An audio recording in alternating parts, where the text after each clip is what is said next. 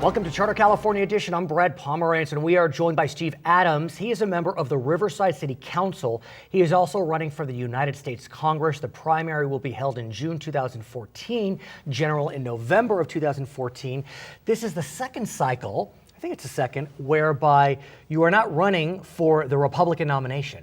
You are running to be in the top two. Yes. How does that play for you, sir? Well, it's interesting because this is, like you say, the second cycle. It could end up being a Republican running against a Republican. That happened, as you may remember, when Gary Miller, who is not running for re-election, wound up running against Bob Dutton, who had been the Senate Minority Leader in California. Exactly. In a seat that was leaning Democratic. Exactly. Right. So in those circumstances, I don't think that's good because you've kind of you've put a negative spin on whoever makes it. At this stage, chances are you will be running against an incumbent Democrat. Yes. You know, anything could happen, but at this stage. But that being said, is this a different type of campaign? Because the goal behind these open primaries is that parties, fringes wouldn't have as much influence because you need to, in the primary and the general, moderate towards the center. Are you feeling that?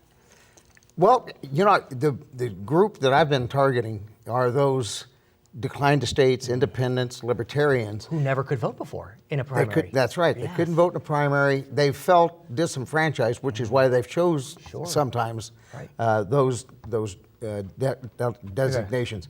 But those are the people that you really need to go after.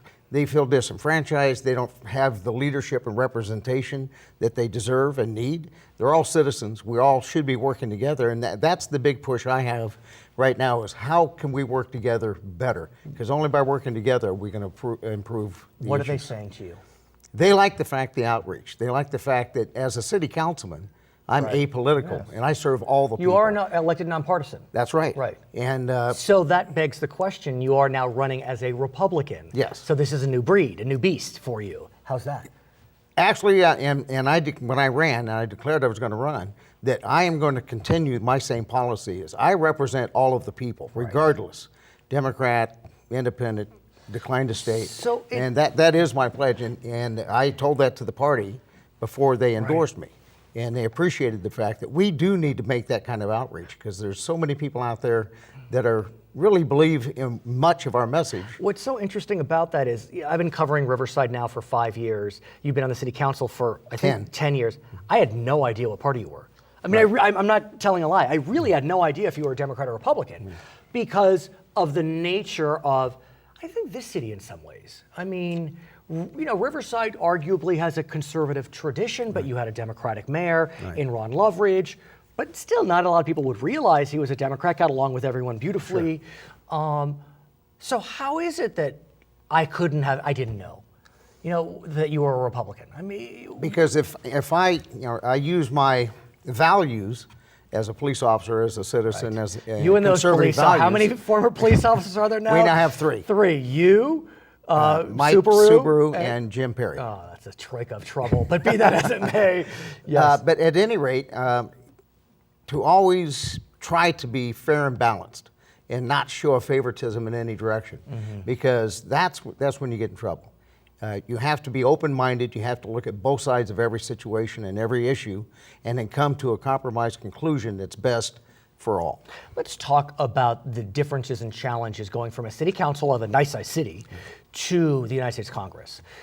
I think it's fair to say that foreign policy, tends to be an executive branch function, being the president, but there's no question that members of Congress are involved in foreign policy in some fashion.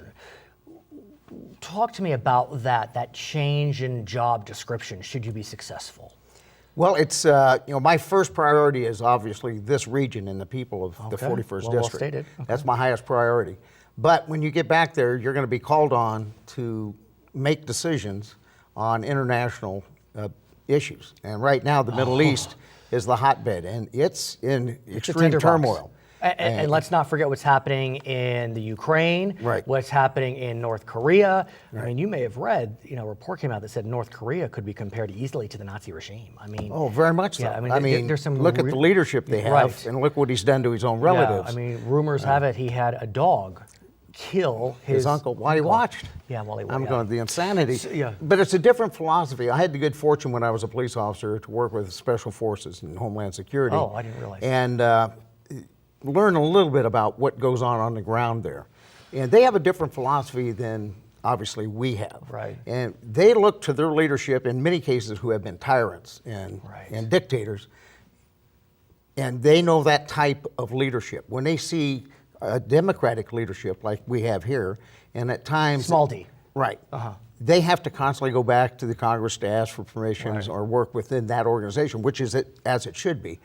They see that sometimes as a weakness, when the president can't make a decision, or if he makes a decision, he doesn't keep up with it, because it's not showing them the type of strength they're used to.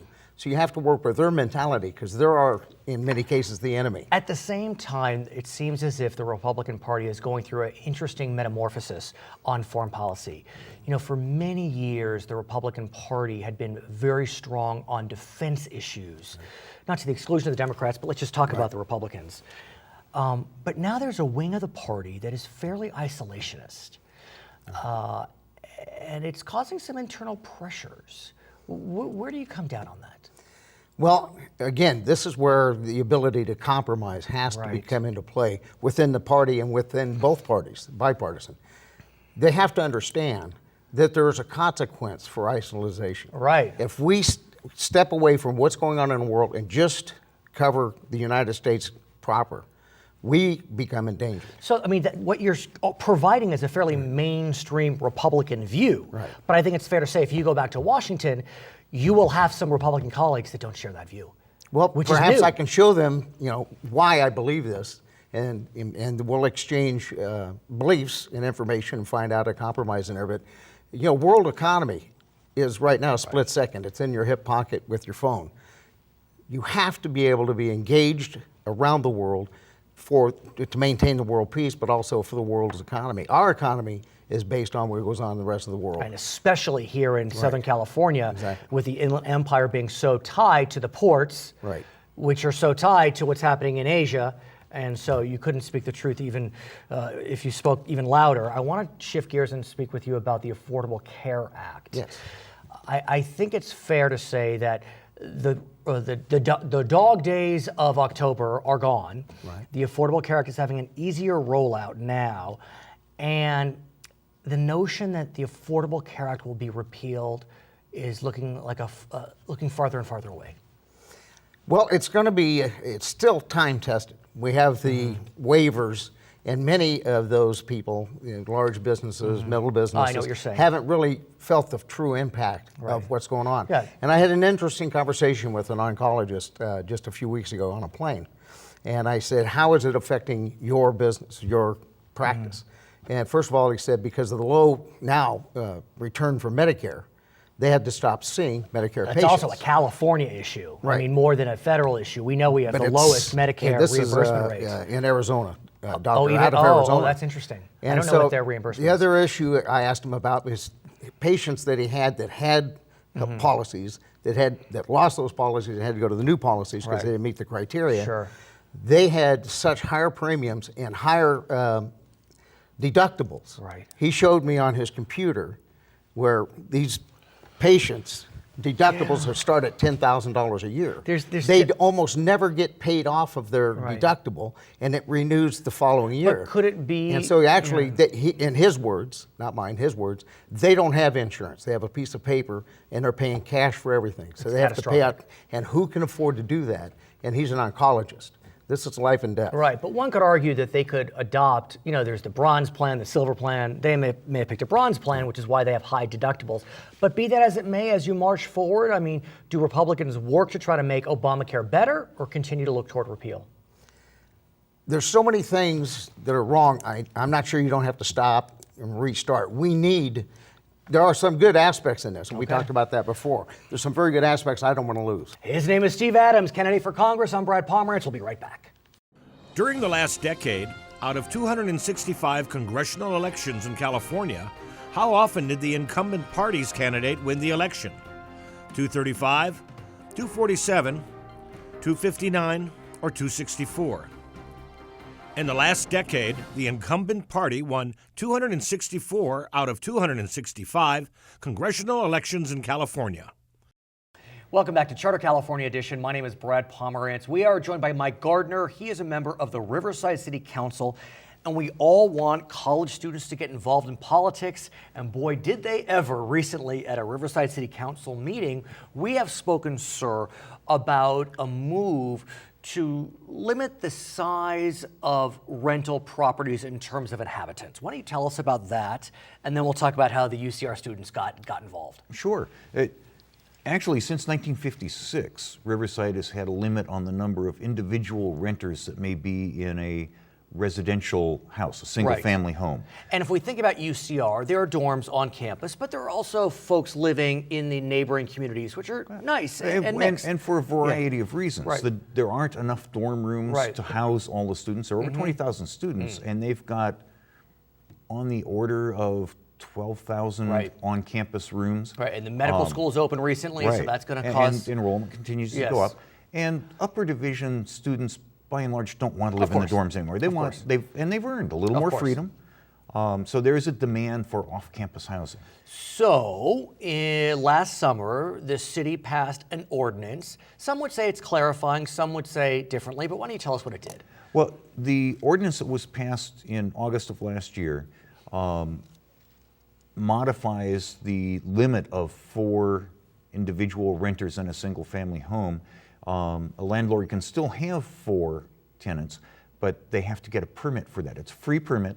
It comes with a promise to obey a list of common sense rules, keep your property neighborhood standards, make your tenants behave themselves, those sorts of things. And so, was the intent to limit the types of residents that could have? Not at all. No. It's really behavior oriented, and I it's see. citywide. It's not pointed at students. okay. It's not pointed at UCR, because we do have some issues in other parts of the town and with you also have- non-students. but you also have La Sierra, you Yes. have Cal Baptist, I mean, there are other institutions There are. as well. So the ordinance allows 2 renters as a matter of right. You can still have 4 if you pull the permit. And if you don't follow the list of rules that you've pledged to do, the city has the ability to take your permit, and then you have to drop back to 2 tenants. And so, since August, have we had anyone's permit pulled? We have not. Okay. That being said, the students got involved. There was a recent council meeting, and they came with bullhorns. And on the one hand, God bless them for getting involved. On the other hand, it got a little shaky, but in the end, I think it was It's- respectful. Before they came into the council chambers, they were outside, and they were loud at the time. Right. It was disturbing to the conduct of the Right. meeting. And they were asked not to do it, and they did. I'll give them credit. Right. They quit immediately. Okay. So why were they there, though? Because the way you describe it, it doesn't seem as if there's a bona fide change in the law. Permits will be needed, Right. bureaucracy, pain, but you can still have 4 people renting. Exactly. I think there are 2 things involved. One is many students misunderstand. They believe that the August amendment created the 4-person rule, and in fact it did not. I understand. The other issue is enforcement has been stepped up. There's been a real issue in the single-family neighborhood around UCR with parties and too many people in houses and taking all the parking and My not guess cleaning is up that and those things. before August, there were more than 4 people living in a variety of homes. Absolutely. Right. And so it's an enforcement issue as opposed to a new ordinance issue. Exactly. That being said, give me a sense about the speakers, because again, it can be a little contentious, but I'm glad to hear that they got involved in the process. I was glad to see them there. And Were they respectful? There were about 20 speakers. A couple of them were a little strident and Okay. sort of threatening.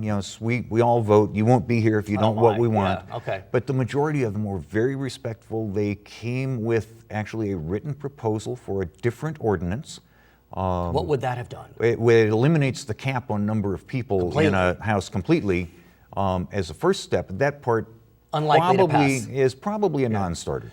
But they had some other enforcement-oriented things that they were suggesting that I think are really worthy of talking about and may make some sense. And are you going to? Yes. Example, if you remember? The complaint process that they are suggesting, They're asking that there be a little more time between notification that there's a problem at a property and beginning imposition of fines. Okay. So more time to self-correct. Okay. Typically now it's up 10 to 15 days when code enforcement comes by and says you need to do this. But it's a good lesson. I mean, I think, look, throughout the state of California, a lot of universities in the middle of residential areas, and so I think it's instructive, and I'm glad to hear that in the final analysis, the meeting went well with respect and deference, and that's good to hear. It is, and I think all the council members reached out to the students and said, we will be happy to talk with you, and I've had one contact me, and good. we have an appointment. Terrific. Now, some great news. I must offer you a hearty congratulations because recently the new Riverside Convention Center opened. You must be very, very proud. And what's most remarkable about this is that it opened, it was under construction during some very difficult economic times, and yet you managed to get this going.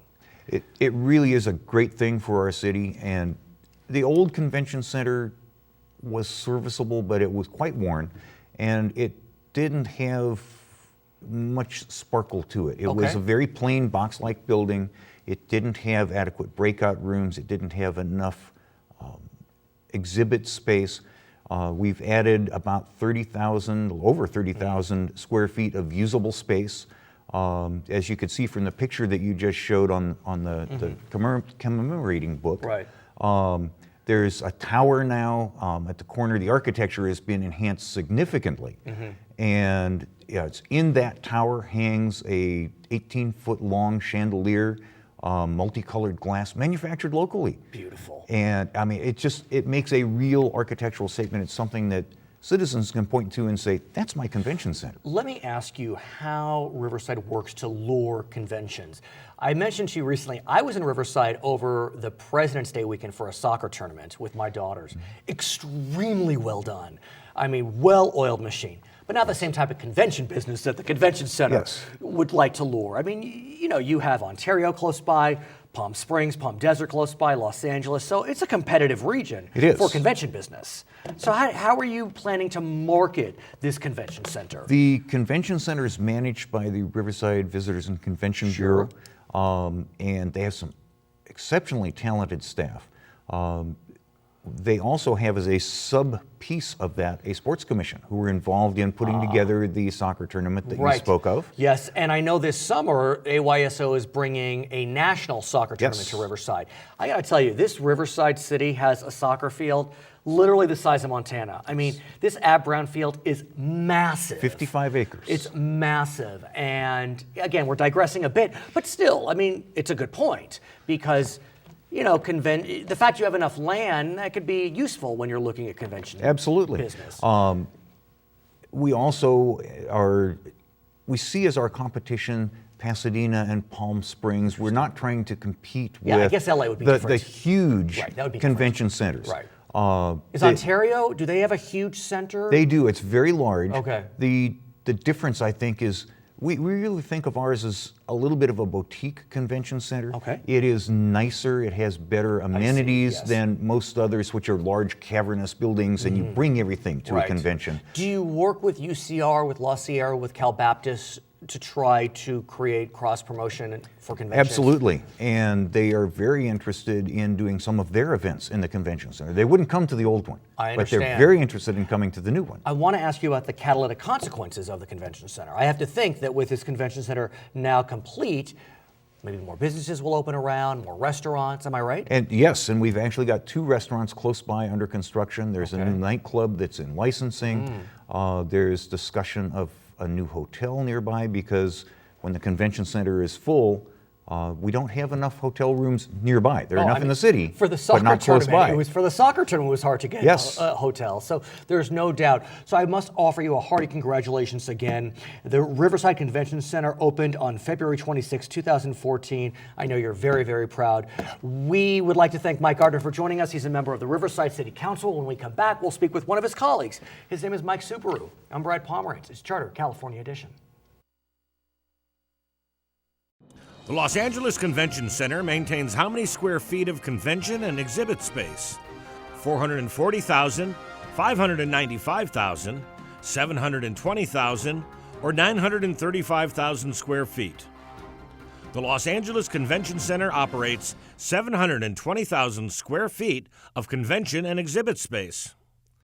Welcome back. This is Charter California Edition. My name is Brad Pomerance, and we are joined by Mike Souborious. He is the newest member of the Riverside City Council, is that right? Yes. You are the newest. But the reason I ask you is I want to hear how your new job is. Because look, Riverside, a significant sized city.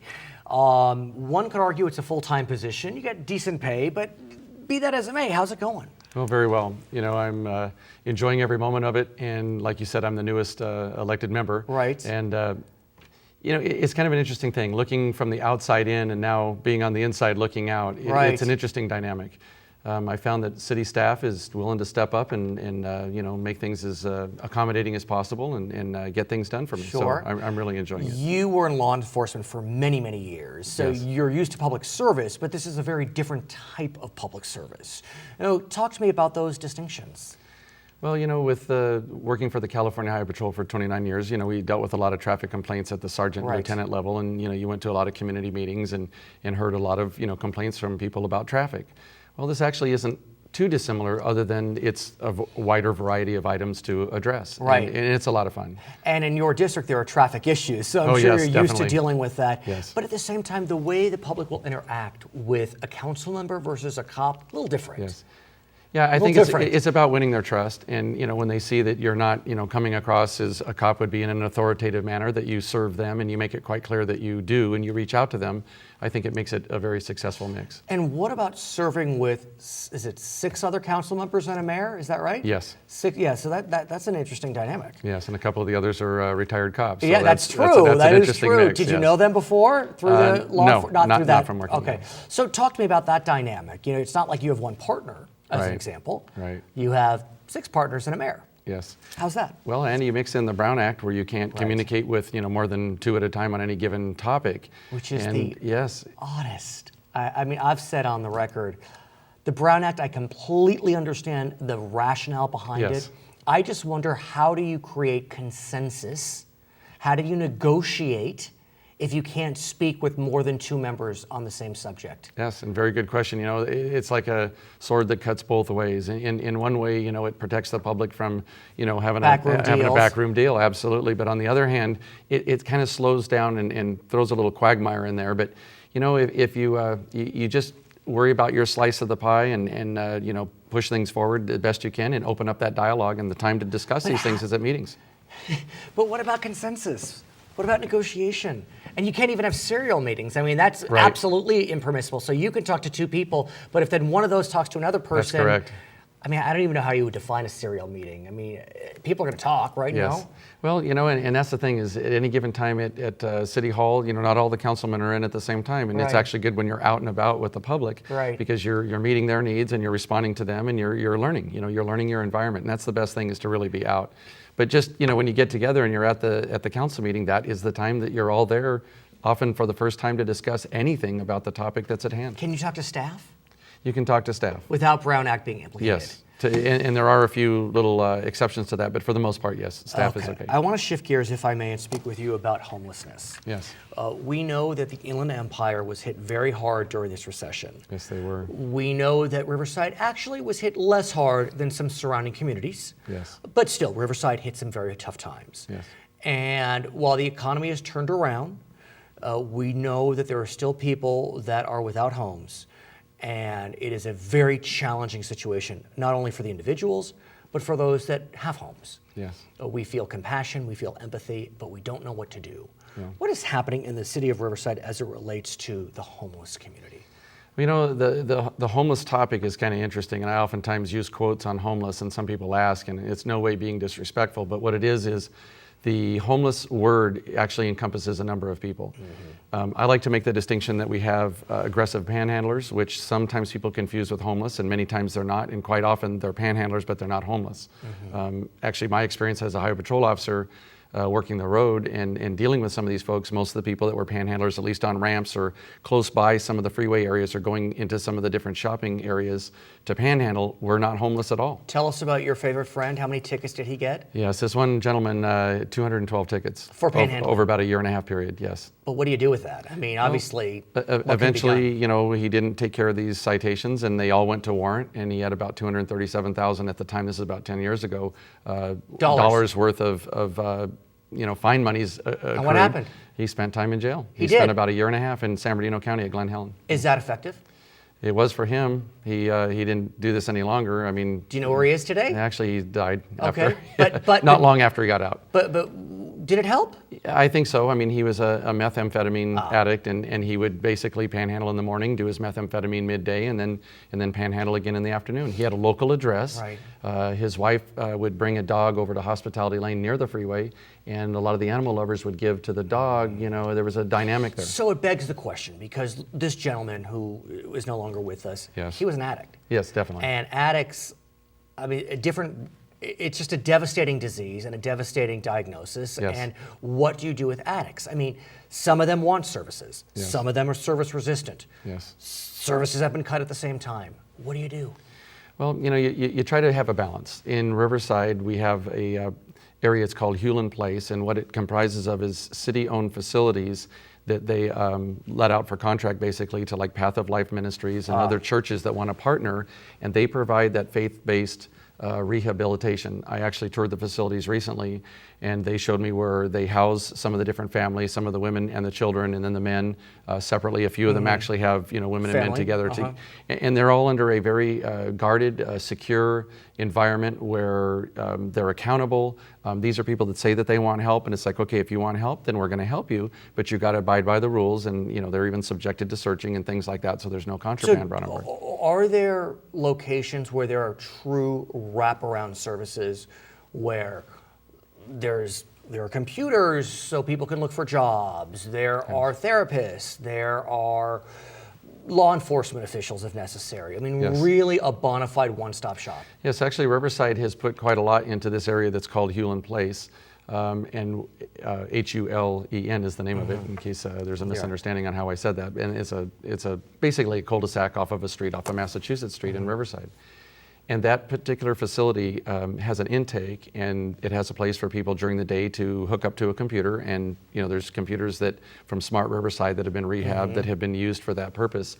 There's medical folks on staff that help out, volunteer to anything from dental, medical, whatever it takes. There's also help there and counselors to help them get out of that situation. So the city of Riverside actually has a very comprehensive plan. Some may argue that that draws in people from outside and kind of, you know, adds to the problem in a sense.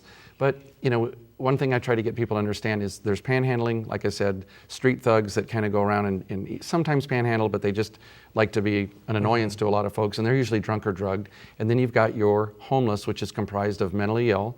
It's true homeless people that are down on their luck, and then you've got people that are drunk and drugged, another component of that, and oftentimes a lot of registered sex offenders that pretty much families push them out because they don't want them at home. So what should we do? What should the average resident of any California town or city do if they see a homeless person, they feel empathy, they feel compassion? What's the best approach? The best approach is to give, and this is what's advertised under Ending Homelessness, the program that the city of Riverside has in place. And everything that they advertise for is give to the entities that help make life better and feed or, you know, under controlled environment, but do not give to the individual. I saw a man at a nearby store over by Galleria Tyler here in Riverside, and the man was wearing $125 Nike high tops, and he was dressed as well as the people that he was hitting up at their car windows. He kind of had a captive audience, so to speak, because he'd wait, and then as people pulled in, he'd bang on windows, and people were kind of afraid to get out till they paid the toll, so to speak. So, you know, that's severe. It is, and there's a lot of people that get hit up at a ATM drive-through, and you know, my advice to them is push cancel and get on out of there, because you know, you're in a vulnerable spot, and I've had complaints of that. We've had a lot of complaints. Our city is currently developing a plan, and there's no official title for it yet, but it's basically a task force that's designed to hit quality of life issues, and that's the main topic. Okay, his name is Mike Souborious. He is a member of the Riverside City Council. My name is Brad Pomerance. We thank you so much for watching Charter California Edition.